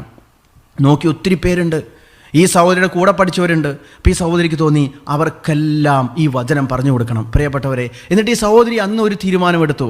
തോറ്റതുകൊണ്ടെല്ലാം അവസാനിച്ചിട്ടില്ല. നാം തോറ്റാലും നമ്മുടെ കൂടെ നിൽക്കുന്ന ഒരാളുണ്ട്, അത് ഈശോയാണ്. ഈശോയെ നമ്മൾ അപമാനിക്കരുത്. എന്നിട്ട് ഈ സഹോദരി പറയുകയാണ്, അന്ന് മുതൽ എനിക്കൊരാഗ്രഹമാണ് ഈ തോറ്റുപോയവർ, ഞാൻ ഒരിക്കലും ചിന്തിച്ചിട്ടില്ല. പ്രിയപ്പെട്ടവരെ, ഈ സഹോദരി പറയുകയാണ്, ആദ്യമായിട്ടാണ് ഞാൻ പരീക്ഷയ്ക്ക് തോക്കുന്നത്. അതിനു മുമ്പ് തോറ്റവരെ കുറിച്ച് ഞാൻ ചിന്തിച്ചിട്ടേ ഇല്ല, ഞാൻ അവർക്ക് വേണ്ടി ഒന്നും ചെയ്തിട്ടില്ല. പക്ഷെ അന്ന് എനിക്ക് മനസ്സിലായി, തോറ്റവരും മനുഷ്യരാണ്, അവർക്കും ജീവിതമുണ്ട്, അവർക്കും ഭാവിയുണ്ട്, അവരെയും ദൈവം തള്ളിക്കളയുന്നില്ല, അവരും ദൈവത്തിൻ്റെതാണ്. ഞാൻ ഒരിക്കലും ശ്രദ്ധിക്കാത്തവരെ കുറിച്ച് ശ്രദ്ധിക്കാൻ ഈ തോൽവി എനിക്ക് ഉപകാരമായി. ഞാൻ ഒരിക്കലും ശ്രദ്ധിക്കാത്ത ജീവിത മേഖലകളിലേക്ക് കണ്ണോടിക്കാൻ ഈ പരാജയം എനിക്ക് ഉപകാരപ്പെട്ടു. സങ്കീർത്തനം 119:71 സങ്കീർത്തനം 119:71 ഇങ്ങനെയാണല്ലോ: ദുരിതങ്ങൾ എനിക്ക് ഉപകാരമായി, അവ മൂലം ഞാൻ അങ്ങയുടെ ചട്ടങ്ങൾ അഭ്യസിച്ചുവല്ലോ. ഈ സഹോദരി പറയുകയാണ്, ഞാൻ പിന്നീട് എഴുതി, സപ്ലിമെൻ്ററി പരീക്ഷ എഴുതി, നല്ല മാർക്കോടെ പാസ്സായി. പക്ഷെ ആരും അറിഞ്ഞില്ല ഞാൻ പാസ്സായി. അന്ന് ഞാൻ തീരുമാനിച്ചു, ഞാൻ തോറ്റവർക്ക് വേണ്ടി എന്തെങ്കിലും ചെയ്യുന്ന വ്യക്തിയായി മാറും. എന്നിട്ട് സഹോദരി പറയുകയാണ്, അങ്ങനെയാണ് ഞാനൊരു പാരലൽ കോളേജ് തുടങ്ങിയത്. 10ാം ക്ലാസ്സിൽ തോക്കുന്നവരെ എല്ലാം ഞാൻ അവിടെ കൊണ്ടുവരും, അവർക്ക് സ്പെഷ്യൽ ക്ലാസ് എടുക്കും. എത്രയോ പേരാണ് അങ്ങനെ ജയിച്ചിരിക്കുന്നത്, എത്രയോ പേരാണ് ആ ഒരൊറ്റ ഞാൻ ഈ പാരലൽ കോളേജ് തുടങ്ങിയതിൻ്റെ പേര് രക്ഷപ്പെട്ടത്. അവർക്ക് വലിയ ഭാവി ദൈവം പ്രദാനം ചെയ്തു. പിന്നീട് മറ്റൊരു കോളേജ് തുടങ്ങാനൊക്കെ ദൈവം എനിക്കത് അനുവാദം തന്നു. പക്ഷേ എപ്പോഴും എൻ്റെ ഹൃദയം പാരലൽ കോളേജിലാണ്. എൻ്റെ ഹൃദയം തോറ്റ വ്യക്തികളെ സംരക്ഷിക്കുന്നതിലാണ്. മെറിറ്റല്ല, കരുണയാണ് പ്രധാനപ്പെട്ടതെന്ന് ദൈവം തോൽപ്പിച്ച് എന്നെ പഠിപ്പിച്ചു. പ്രിയപ്പെട്ടവരെ, നിങ്ങളുടെ ആന്തരിക മുറിവുകളെക്കുറിച്ച് നിങ്ങൾ ഭയപ്പെടേണ്ടതില്ല. നീ നിന്റെ മുറിവിൻ്റെ സംഘർഷത്തിൻ്റെ വേദനയിൽ നിന്റെ അടുത്തിരിക്കുന്ന വചനത്തെ നോക്കുക. മലാവി എന്ന രാജ്യത്തിന് ഞാൻ പോയത് ഓർക്കുകയാണ്. മലാവി ആഫ്രിക്കൻ രാജ്യമാണ്. അവിടെ ധ്യാനത്തിന് ചെന്നപ്പോൾ ഒരു മലയാളി സിസ്റ്റർ സംസാരിക്കാൻ വന്നതാണ്. ഈ സിസ്റ്ററിൻ്റെ പ്രശ്നം എന്ന് പറയുന്നത്, സിസ്റ്ററിനെ സഹായിക്കാൻ ആരും ഇല്ലാത്രേ. കുമ്പസാരിക്കാൻ പറ്റിയ അച്ഛന്മാരില്ല, കുമ്പസാരിക്കാൻ പോകാൻ പറ്റിയ സ്ഥലമില്ല, കൗൺസിലിംഗ് നടത്താൻ സ്ഥലമില്ല, ഒരു മരുഭൂമിയിലാകുന്നുള്ളൊരു അവസ്ഥ. ആരും ഇല്ല എന്നാണ് ഈ സിസ്റ്റർ പറയുന്നത്. എങ്ങനെയെങ്കിലും മലാവിൽ നിന്ന് തിരിച്ച് നാട്ടിലേക്ക് പോകണം. ഇതിൻ്റെ ഹൃദയം അവിടെയില്ല, എപ്പോഴും ഒരു ബുദ്ധിമുട്ട്. ആൾ പറയുകയാണ്, ഇവിടെ എന്നെ ആരും സഹായിക്കാനില്ല എന്നാണ് ഈ സിസ്റ്റർ പറഞ്ഞുകൊണ്ടിരിക്കുന്നത്. എങ്കിൽ ഒത്തിരി പ്രാർത്ഥനയുള്ള സിസ്റ്ററായിരുന്നു. പ്രാർത്ഥിച്ച് സന്ദേശം കിട്ടിയതനുസരിച്ചിട്ടാണ് മലാവിയിലെത്തുന്നത്. പക്ഷേ ഇപ്പോൾ അവിടെ ഉറയ്ക്കാൻ പറ്റുന്നില്ല. അപ്പോൾ ഈ സഹോദരി പറയുകയാണ്, എന്നെ സഹായിക്കാൻ ആരെങ്കിലും ഉണ്ടായിരുന്നെങ്കിൽ എനിക്ക് ഇവിടെ നിൽക്കാമായിരുന്നു, പക്ഷേ എന്നെ സഹായിക്കാൻ ആരില്ല, ഞാൻ എന്ത് ചെയ്യും? അപ്പോൾ ഈ സഹോദരിയോട് ഞാൻ പറഞ്ഞു, നമുക്കൊന്ന് ചോദിക്കാം, ഈശോയോട് ചോദിക്കാം. ഈശോ ഇന്ത്യയിലും മലാവിയിലും ഇംഗ്ലണ്ടിലും അമേരിക്കയിലും കാനഡയിലും എല്ലാം ഈശോ പ്രപഞ്ചം മുഴുവൻ നിറഞ്ഞു നിൽക്കുന്നു. അവിടുന്ന് എല്ലാറ്റിൻ്റെയും സൃഷ്ടാവാണ്. ഈശോയോട് ചോദിക്കാം. ഈശോ തന്നെ പറഞ്ഞല്ലോ, 2 or 3 പേർ എൻ്റെ നാമത്തിൽ ഒരുമിച്ച് കൂടുമ്പോൾ ഞാൻ അവരുടെ മധ്യേ ഉണ്ടായിരിക്കും. വിശുദ്ധ കുർബാനയിൽ മാത്രമല്ല, 2 or 3 പേർ ഒരുമിച്ച് കൂടുമ്പോൾ നമ്മുടെ ഹൃദയത്തിൽ ഈശോ വസിക്കുന്നു, നമ്മുടെ ഉള്ളിൽ അവിടുന്ന് വരുന്നു. ഈശോയെ അനുസ്മരിച്ചാൽ മാത്രം മതി. പ്രിയപ്പെട്ടവരെ, ഞങ്ങൾ ഒരുമിച്ച് പ്രാർത്ഥിച്ച് ഓർക്കുകയാണ്. എന്നിട്ട് ഞാൻ ഈ സഹോദരിയോട് പറഞ്ഞു, സിസ്റ്ററോട് പറഞ്ഞു, നമുക്കൊന്ന് വചനം എടുക്കാം. ഈ സിസ്റ്റർ തന്നെ സിസ്റ്ററിൻ്റെ ബൈബിളിൽ നിന്ന് പ്രാർത്ഥിച്ച് വചനം എടുത്തപ്പോൾ കിട്ടിയത് നിയമാവർത്തന പുസ്തകം 30-11 മുതലുള്ള വാക്യങ്ങളാണ്. നിയമാവർത്തന പുസ്തകം 30-11 മുതലുള്ള വാക്യങ്ങൾ. ഇന്ന് ഞാൻ നിനക്ക് നൽകുന്ന ഈ കൽപ്പന നിന്റെ ശക്തിക്ക് അതീതമോ അപ്രാപ്യമാമിതം വിദൂരസ്ഥമോ അല്ല. 12 നാം അത് കേൾക്കാനും അതനുസരിച്ച് പ്രവർത്തിക്കാനും ആയി നമുക്ക് വേണ്ടി ആര് സ്വർഗത്തിലേക്ക് കയറി ചെന്ന് അത് കൊണ്ടുവന്ന് തരുമെന്ന് നീ പറയാൻ അത് സ്വർഗത്തിലല്ല. വചനം നമുക്ക് കണ്ടിന്യൂ ചെയ്യാം. 13-ാം വചനം, ഇത് കേട്ട് പ്രവർത്തിക്കാൻ ആര് കടലിനക്കരെ പോയി അത് കൊണ്ടുവന്ന് തരും എന്ന് പറയാൻ അത് കടലിനക്കരെയുമല്ല. 14-ാം വചനം, വചനം നിനക്ക് സമീപസ്ഥമാണ്, അത് നിന്റെ അതിരത്തിലും ഹൃദയത്തിലുമുണ്ട്, അത് പ്രാവർത്തികമാക്കാൻ നിനക്ക് കഴിയും. ഈശോ പറയുകയാണ്, നിന്നെ സഹായിക്കാൻ ആരുമില്ല എന്ന് നീ പറയുന്നത് എന്തിന്? വചനം സമീപസ്ഥമാണ്. ഇതങ്ങ് ഇന്ത്യയിലോ പാകിസ്ഥാനിലോ സൗദി അറേബ്യയിലോ അമേരിക്കയിലോ അല്ല, നിന്റെ തൊട്ടടുത്തിരിക്കുകയല്ലേ. നീ എന്തുകൊണ്ടാണ് പിന്നെ ഇതെടുത്ത് വായിക്കാത്തത്? ഇതാണ്, ഞാൻ ഇവിടെ മറിഞ്ഞിരിക്കുകയാണ്. ഇപ്പോൾ ഈ സഹോദരി പറയുകയാണ്. അപ്പോൾ സഹോദരി പറയുകയാണ്, അച്ഛാ ഞാനത് മറന്നുപോയി. അപ്പോൾ ഞാൻ പറഞ്ഞു, അതാണ് ഈശോ ഓർമ്മിപ്പിച്ചത്. പ്രിയപ്പെട്ടവർ, നമ്മൾ ഒത്തിരി പുസ്തകങ്ങൾ വായിക്കും, ബൈബിൾ മാത്രം വായിക്കില്ല. എന്നോടൊരു സഹോദരൻ പറഞ്ഞാണ്, കത്തോലിക്കൊരു പ്രത്യേകതയുണ്ട്. അവർ ബൈബിൾ എടുത്ത് നല്ല ഉമ്മയും കൊടുത്ത് കവറൊക്കെ പൊതിഞ്ഞ് പൂട്ടി വയ്ക്കും, തുറക്കോ വായിക്കുകയോ ചെയ്യില്ല. പിന്നെ എങ്ങനെയാണ് സംസാരിക്കുന്നത്? ഈശോ ഈ സഹോദരിയോട് പറഞ്ഞു, മകളെ നീ എന്തിനാണ് നിന്നെ ആരും സഹായിക്കാനില്ല എന്ന് പറഞ്ഞിരിക്കുന്നത്? ഞാൻ ഇതിൻ്റെ ഉള്ളിൽ മറിഞ്ഞിരിക്കുകയല്ലേ. എൻ്റെ വാക്കുകളിൽ ഇതെല്ലാം എൻ്റെ അതിരത്തിൽ നിന്ന് പുറപ്പെട്ട വാക്കല്ലേ. ഏശയ്യ 55:11 എൻ്റെ അതിരത്തിൽ നിന്ന് പുറപ്പെടുന്ന വാക്കും അങ്ങനെ തന്നെ ഫലരഹിതമായി അത് പോവുകയില്ല. എൻ്റെ അതിരങ്ങളിൽ നിന്ന് പുറപ്പെടുന്ന വാക്കും അങ്ങനെ തന്നെ. ചേർന്നൊന്ന് വായിക്കാൻ പ്രിയപ്പെട്ടവരെ, ഫലരഹിതമായി അത് തിരിച്ചു വരില്ല. എൻ്റെ ഉദ്ദേശം അത് നിറവേറ്റും. ഞാൻ ഏൽപ്പിക്കുന്ന കാര്യം വിജയപ്രദമായി ചെയ്യും. ഒരു പെൺകുട്ടി വന്നത് ഞാൻ ഓർക്കുകയാണ്. പരീക്ഷയ്ക്ക് എപ്പോഴും തോക്കുന്നു അത്രേ.